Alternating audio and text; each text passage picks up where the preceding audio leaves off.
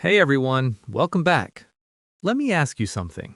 Have you ever said something in English and later thought, maybe that sounded a bit too direct?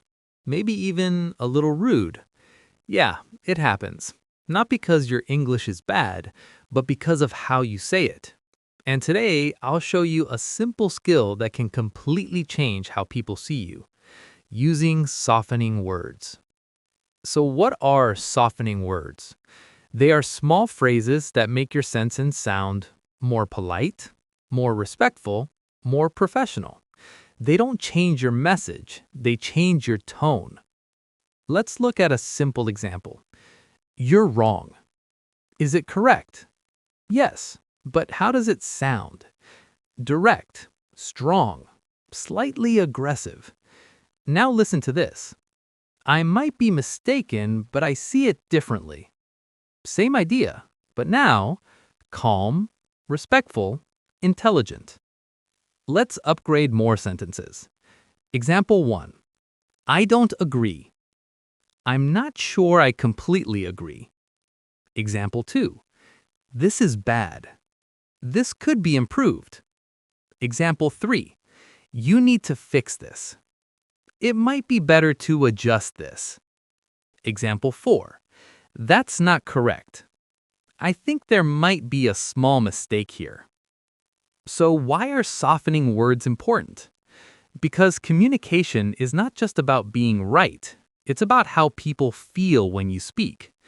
If you sound too direct, people may feel uncomfortable.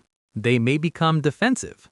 But if you soften your words, people listen more, they respect you more, conversations stay smooth. Let's imagine you're at work. You're talking to a colleague. If you say, this is wrong, it can create tension. But if you say, I might be mistaken, but could we check this again? Now you sound professional, cooperative, and easy to work with. Here's the simple formula you can use. Softener plus your opinion. Examples. I think. I feel like. It seems that. I might be wrong, but. Then add your idea. Important point though. Softening words are not just about vocabulary. Your tone matters. Speak calmly. Don't rush. Don't sound emotional.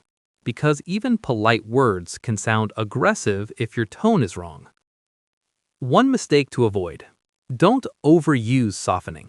If you say too many softeners, you may sound unsure. So balance is key. Be polite, but still clear. Here's a simple practice. Next time you want to say something direct, pause for 1 second.